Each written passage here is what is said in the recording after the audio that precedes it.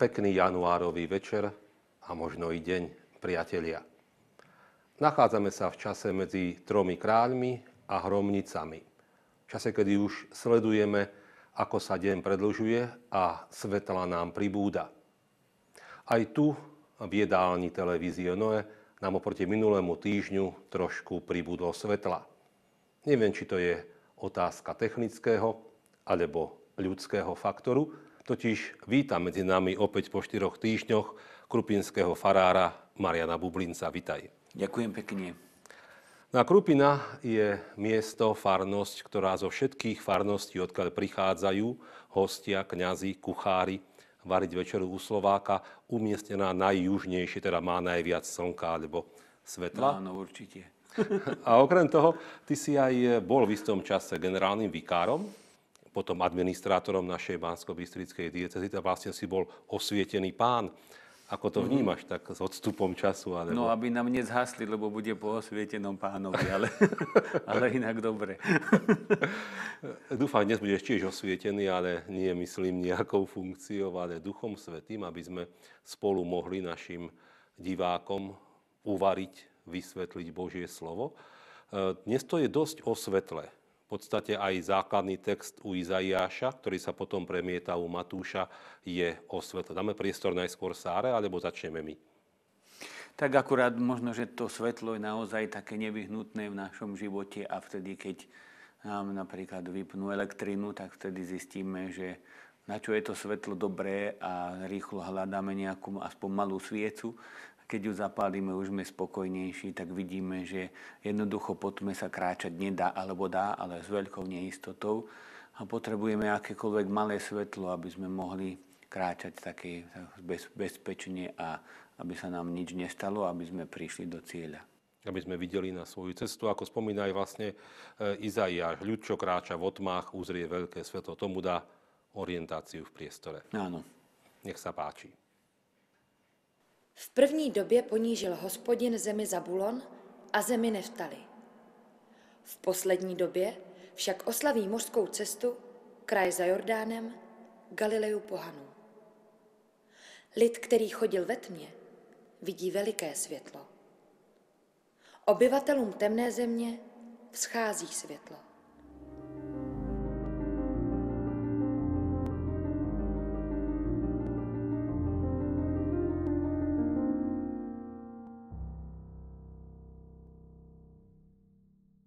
Ďakujem Sáre za prečítanie Izaiášovho textu. A vlastne o tomto texte budeme počúvať aj v Evanjeliu 3. cez ročnej nedele. Na tento text sa nám odvoláva v podstate svätý Matúš. On ho cituje, čo povedal prorok Izaiáš, aj keď trošku inakšie. Prečo to je tak? Tak svätý Matúš si, dá sa povedať, nikdy nenechá ujsť tú príležitosť zacitovať starý zákon a vlastne poukázať na to, že sa naplňa v Novom zákone.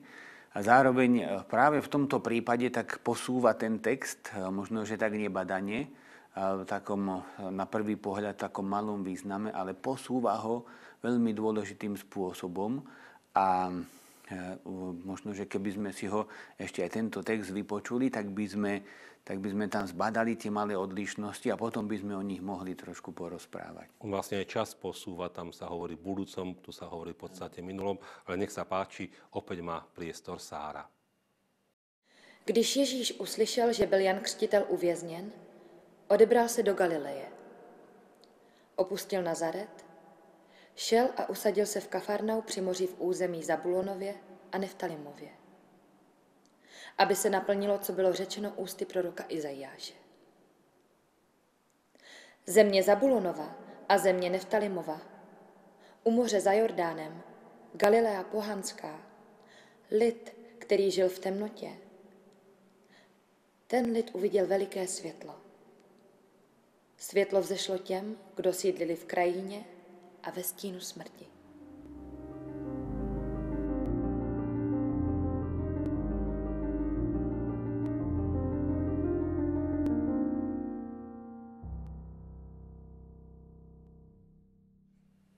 Ďakujem Sáre za prečítanie úryvku zo 4. kapitoly Matúšovho Evanjelia. Naozaj to bolo trošku iné u toho Matúša a originál u Izaiáša. Prečo myslíš, že Matúš to tak nejako, nie je to trošku aj taká chyba školská, vieš, že to dáva do svojho nejakého kontextu, alebo dá ma tam taký iný rozmer? No keby svätý Matúš písal dnes magisterskú alebo doktorskú prácu, tak by mu to vytkli ako metodologickú chybu, že keď si citoval, tak si mal citovať presne.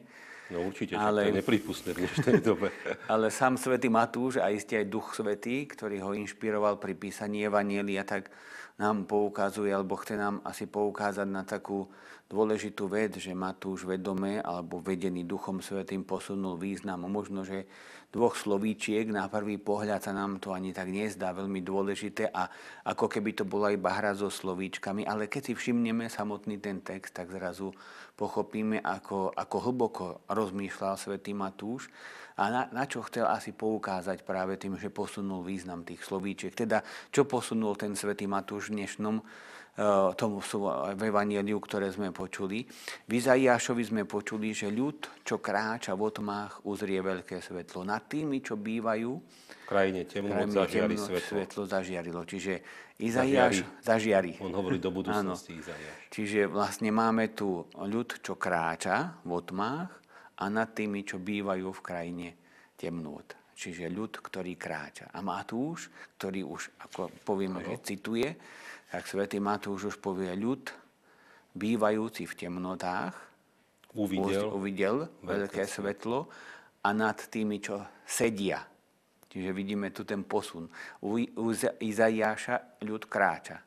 Čiže hľadá ešte niečo, hľadá ešte tú svoju zasľúbenú zem a má nádej v tom, že keď budem putovať a budem kráčať, aj keď budem kráčať zatiaľ vo tmách, alebo možno, že v tom šere, tak stále viac budem prichádzať ku svetlu a raz to svetlo nájdem. Čiže ľud, ktorý kráča. Vieme, že ľudia, ktorí kráčajú, ktorí chcú čosi nájsť, tak sú ľudia ešte, dá sa povedať, plní nádeje. Plný toho, že ešte čo si môžem nájsť. Keby sme tak spomenuli žalm, ktorý tu teraz sme nečítali, ale je veľmi pekný, keď Pán odvádzal preč sionských zajacov, boli sme ako vo snách. A že keď oni vlastne išli sme a niesli sme osivo na siate. Čiže odchádzali, plakali, ale niesli so sebou osivo, že raz tam, kde budeme môcť siať. A to je nádherné. A to je aj tu ľud, ktorý kráča. Tak uzrie veľké svetlo. A tí, ktorí bývajú v temnotách, tak nad tými svetlo zažiari. Kým svätý Matúš hovorí tú dôležitú vec, ale my sme už vo svätej zasľúbenej zemi. My sme už v zasľúbenej zemi. Už sme došli. A stále je tma. Ľud bývajúci v temnotách a už tam potom uzrel veľké svetlo nad tými. A tuto je ten posun zase, čo už sedia. Sedeli v temnom kraji smrti. Sedeli v temnom kraji smrti, čiže svetlo zažiarilo. Ľud, ktorý putoval, kráčal, objavil zasľúbenú zem a zrazu zisťuje, že tá zasľúbená zem nie je v nej až tak strašne veľa svetla. Lebo Herodes 1, Herodes 2, Herodes 3, Ponský Pilát a rímske vlastne to ničenie, a teda vlastne to ovládanie tej zasľúbenej zeme. Predtým tam boli vlastne tie pozície helenistického tlaku, prenasledovania a tak ďalej. Čiže tá zasľúbená zem vôbec nie je taká svetlá, ako sa možno zdalo, keď sme k nej putovali. Prišli sme k nej a zase tma. A taký až paradox si spomíname ešte na Vianoce, keď vlastne taký ten veľmi smutný paradox toho, že vlastne Pán Ježiš, svätá rodina musela utekať do Egypta, aby sa tam ukryla pred Herodesom. Do svojej zasľúbenej paradoxne zo zasľúbenej zeme utekáš do Egypta, aby si sa skryl pred nebezpečenstvom tam, kde tvoji predkovia kedysi utekali pred faraónom, aby našli zasľúbenú zem. Čiže až taký veľmi silný paradox. A svätý Matúš, myslím si, že aj na toto chcel poukázať, že sme v takej situácii, ktorá je na prvý pohľad neriešiteľná, je tu tma a teraz čo budeme robiť? A je nejaké riešenie, dá sa z toho dostať von? A on hovorí takú nádhernú vetu a takú radosnú zväz Evanjelia, že keď už my nemáme kam ísť, tak vtedy prichádza svetlo za nami. Prichádza za nami Boh a zrazu svetlo už žiari. Už vidia tí, ktorí chcú, tak vidia. Obyvatelia temnôt vidia, že prichádza svetlo a teda prichádza Ježiš Kristus. Začína verejne pôsobiť a prichádza svetlo za tými, ktorí stále boli vlastne v temnom kraji smrti. Takže nebude dostávať ako Matúš nejakú 2 alebo 3 aj napomenutie? Nie, určite nie je to metodologická chyba, ale je to taký nádherný posun v tom, že také poukázanie na to, nespoliehajme sa na to, kde žijeme, nespoliehajme sa na prostredie, na okolie, nespoliehajme sa na dobu, v ktorej žijeme, ale v každej dobe, či už môže to byť pozitívna, či negatívna vec, alebo negatívne veci, negatívna doba, v každej dobe sa dá žiť a tam, kde som práve, tak tam sa dá žiť, pretože tam prichádza Ježiš Kristus do tých mojich problémov. Možno by sa to dalo tak zaktualizovať, že mnoho razy sme v takých aj my neriešiteľných situáciách, že sa nám zdá, že všetko sa na nás sype jedno za druhým, koľko razy to ľudia povedia, že sa to na mňa tak sype, že si to už ani toľko nezaslúžim, toľko krížov, toľko starostí, toľko trápenia a nevidím z toho východisko. Nevidím, ako sa mám pohnúť. Lebo sa možno veľmi chcem pohnúť. Chcem ako tí Izraeliti kráčať. Kráčať do zasľúbenej zeme. Idem ďalej, hľadám. Áno. A chcem to sám. A možno, že ten, ktorý prichádza na pomoc, je už veľmi blízko. A my možno buď v tej našej snahe a v tej našej túžbe dostať sa z toho ho ani nevidíme, alebo nevieme možno prijať, ale to východisko, môžeme tak povedať, prichádza za nami. Kristus je riešením všetkých problémov a to nie je nejaká taká prázdna fráza, ale je to taká dôležitá a nádherná pravda našej viery, že vtedy, keď sa nám zdá, že je všetko už čierne a nie východiska, tak prichádza Kristus, ktorý je sám tým východiskom. Krásne na tom je to, že vlastne on sa vracia k tomu symbolu svetla, aj k tomu Izaiášovmu proroctvu Matúš, ale už nie v súvislosti s detstvom. My sme to vnímali, že svetlo Vianoc a proste Kristus, ktorý je svetlom sveta, prichádza. A tu vlastne už Ježiš je dospelý, on sa sťahuje a začína v podstate svoj učiteľský úrad po krste v Jordáne, o ktorom sme rozprávali pred 2 týždňami. A začína niečo úplne iné. Začína osvecovať svojou náukou ľudí a ponúkať im riešenie svojim evanjeliom. Vlastne to svetlo už nie je len on sám, ale aj to, čo hovorí. To všetko, čo hovorí a čo robí. Čiže tá jeho samotná prítomnosť Krista medzi ľuďmi, na ktorú často zabúdame. Že on už tým, že bol medzi ľuďmi, ako sa k ním správa, nemáme všetko, ani nie je možné v evanjeliách všetko zachytiť, ale jeho prístup k ľuďom, jeho láska, jeho možno dotyk s tými malomocnými, chorými, alebo iba priateľský dotyk, samozrejme jeho slova, samozrejme jeho skutky, zázraky, to všetko nám zjavuje Boha a to všetko nám prináša to nádherné svetlo, ktoré je odpoveďou na naše otázky alebo vlastne riešením tých našich problémov. A tam vlastne hneď aj Matúš spomína, keď cituje toho Izaiáša, od tej chvíle začal Ježiš hlásať. Robte pokánie, lebo sa priblížilo nebeské kráľovstvo. V ňom sa vlastne Boh priblížil. Ale to si máme prečítať, nie? Áno, to by bolo dobre. Nech sa páči. Od té doby začal Ježíš hlásat. Obraťte se, neboť se přiblížilo nebeské království.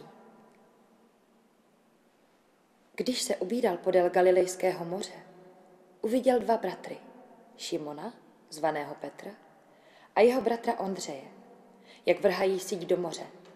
Byli totiž rybáři. Řekl jim, pojďte za mnou a udělám z vás rybáře lidí. Oni hned nechali sítě a následovali ho.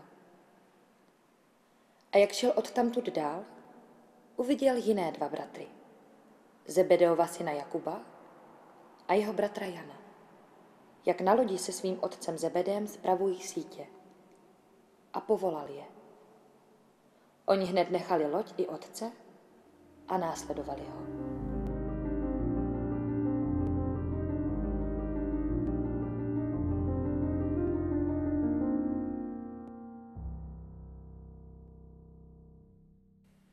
ďakujem za ďalší úryvok 4. kapitoly Matúšovho evanília, ktorý vlastne tvorí druhú časť toho, čo dnes, alebo vlastne najbližšiu nedeľu budeme počúvať v našich katolíckych chrámoch. Začali sme tým robte pokánie, lebo sa priblížilo nebeské kráľovstvo. To slovo pokánie je asi veľmi dôležité. To slovo pokánie je veľmi dôležité a dôležité asi aj to, že mnoho razy možno, že ani nerozumieme presne tomu, že čo to znamená robiť to pokánie. Niekedy nám to znie tak cudzo, niekedy možno aj nám to ide ako tak ľudovo povedané na nervy, stále sa máme vlastne robiť to pokánie, že čo to vlastne znamená to pokánie. No my nie, my to kričíme na ľudí, že vyrobte pokánie. My až tak nemusíme, no nie je to pravda, aj my musíme v prvom rade, ale že niekedy k tomu vyzývame a ľudia možno, že toho majú už dosť. Ale keby sme možno, že hĺbšie sa zamysleli nad tým pojmom pokánie, robiť pokánie, obrátiť sa, konvertovať, tak by sme vlastne pochopili, že to nie je niečo také, že by sme mali sa pri tom mračiť a trpieť iba, ale že to môže byť niečo veľmi pekné a radostné. Je to vlastne súvis s tým svetlom, o ktorom sme začali hovoriť a ktorým vlastne to Matúš evanjelista uvádza. Súvis s tým svetlom, súvis s tým, že keď ho robíme to, keď sa obrátime, ale keď robíme pokánie, keď sa konvertujeme, teda v podstate sa obraciame na Krista a vieme vykročiť za ním, tak zrazu ten život nadobúda také iné rozmery a možno aj inú a oveľa väčšiu radosť a zrazu tie riešenia prichádzajú tých našich problémov práve tým, že ideme za Kristom. Čiže vlastne pokánie to nie je to, že idem sa tu bičovať alebo proste robiť nejaké, zriekať sa iba. Je to nájdenie novej cesty. Áno, lepšie novej cesty, bezpečnejšej aj v podstate šťastnejšej v našom živote. Áno. Ďalej vlastne Matúš pokračuje nie tým, že čo Ježiš hovoril, ale to budeme hovoriť v podstate o týždeň na budúcu nedeľu. Matúš pokračuje tým, že Ježiš si povoláva prvých učeníkov, ako sme počuli. Máme tam Petra, Ondreja, Jakuba, Jána.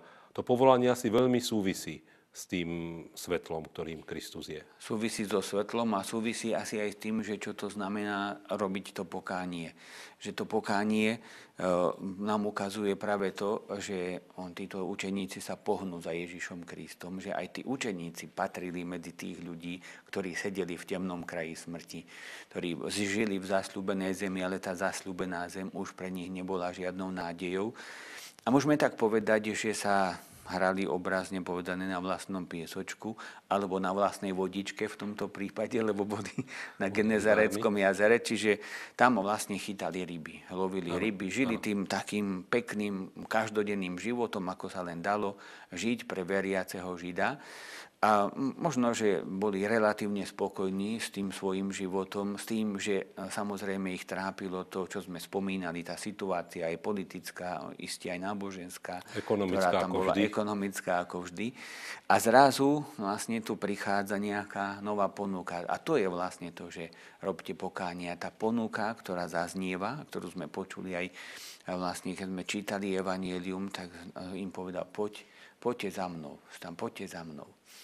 A v týchto slovách je skryté práve to pokánie a tá radostná cesta za Kristom. To je rozdiel, ak sa nemýlim, v tom, že čo tam bolo predtým. Ľud, ktorý má kráčať niekam a odchádza, prichádza, tak zrazu je pozvaný nie iba niekam kráčať, ale Ježiš veľmi osobne. Že nie poďte na nejakú cestu, ale hovorí poďte za mnou. Poďte za mnou. A to je, dá sa povedať, že to je novota nového zákona, pretože v starom zákone povolanie nikdy nezaznelo takto. Povolanie Abraháma, povolanie Mojžiša nikdy nezaznelo poď za mnou, ale vždy zaznelo vstaň a choď. Choď do zeme, ktorú ti ukážem. Vstaň a choď. Ale tá novota a to Božie alebo nebeské kráľovstvo, ktoré prichádza medzi nás, je práve to, že vlastne tu zaznieva vstaň a poď. A ja idem pred tebou a ty poď za mnou. Teda nádhera toho pokánia, toho obrátenia, tej novej cesty za Kristom nie je v tom, že niekto ťa niekam pošle a choď do zasľúbenej zeme, ja ti ukážem. ale nádhera je v tom, že poď za mnou. Ja som ten, ktorý idem pred tebou, idem s tebou, sprevádzam ťa a pomáham ti v tom tvojom každodennom živote, pretože som ho prišiel žiť s tebou ten každodenný život tak, ako ho ty žiješ. A toto je krásne na kresťanstve, že vlastne Kristus prichádza do toho nášho sveta a pomáha nám žiť ten náš každodenný život tak, ako ho my prežívame. Nie je to otázka, že vieš, tu máš príručku, to si naštudujú, ako Sprav takto, si urob si to sám. Nie, je to proste pozvanie k osobnému vzťahu. Ku vzťahu a ku tej spolupráci takej. Prichádza mi na jeden taký príbeh, ktorý možno, že naši diváci budú poznať, ale vždy je dobre ho tak ako spomenúť. A v tomto prípade, že jeden tak dostal takú správu, jeden muž, že príde k nemu Ježiš Kristus, aby sa na to pripravil, aby sa nachystal a on si začal, on to tak sa potešil, ale videl, dom je rozhádzaný, nič nenavarené, je to hrozné v tomto dome. Začal rýchlo upratovať, videl, že to nestíha a už bol obed a už za chvíľu sa blížila večer a už mal prísť ten Kristus. Ale predtým ešte na obed zazvonil jeden neznámy pri jeho dverách a on hovorí, že čo tu robíš, že upratujem, čakám Ježiša Krista, pomôžem ti, ak chceš. Tak pôjde, lebo dvaja to rýchlejšie uprácame. No a upratovali, všetko stihli, pripravili, večera bola nachystaná a ten smutne vraví, no ja som to tu upratoval a Ježiš Kristus neprišiel. A on hovorí, už od obeda upratujem s tebou. Takže to je to a to je ten príbeh, ktorý vyjadruje takú obrovskú pravdu, že my si myslíme, že to my robíme a robíme veľa, aj máme robiť, ale je tu Kristus, ktorý robí s nami a pomáha nám a on je nakoniec ten hlavný, ako aj pri našom pokáni. Ináč, keď vravíš, že upratoval som s tebou, tam aj máme v tom texte, že on ich volá robiť rybárov, ale nevravím, že teda volá ich od tých rýb, presnejšie, ale hovorí, že budete rybármi ľudí. To je taká zvláštna formulácia. Je tým niečo vyjadrené, že teraz budú tí nejakí agitátori, alebo o čo tam vlastne v tomto Ježišovom vyjadrení pravdepodobne išlo, lebo nie je to 100%. Presne. Je to také, no pre mňa to tak zaznieva veľmi pekne táto veta, poďte za mnou a urobím z vás rybárov ľudí, teda boli už rybári a ja z vás urobím rybárov ľudí. Teda mne táto veta zaznieva tak veľmi pekne a povzbudivo, že Pán Ježiš nám hovorí, poď za mnou a ja ťa urobím tým, čím si. Je to trošku taký paradox, alebo možno také aj tajomstvo, ale Ježiš Kristus neprišiel, aby z nás urobil niečo iné, ako sme.